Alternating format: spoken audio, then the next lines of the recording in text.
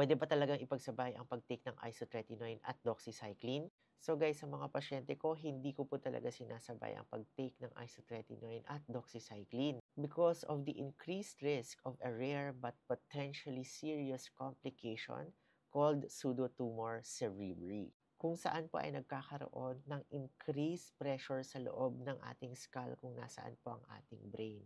So sometimes sinatawag po itong intracranial hypertension. At dahil dyan, yung increased pressure na ito ay natatransmit sa ating brain na nagkukos sometimes ng severe headache, nausea, vomiting, and visual disturbances. And maliban sa pseudotumor cerebri, tumataas din ang risk or chance natin of developing dry eyes, blepharitis, or yung inflammation dito sa mga dulo-dulo ng ating eyelids and other eye-related symptoms pag sinabay natin ng doxy and isotretinoin, particularly ang individuals na meron pong rosacea.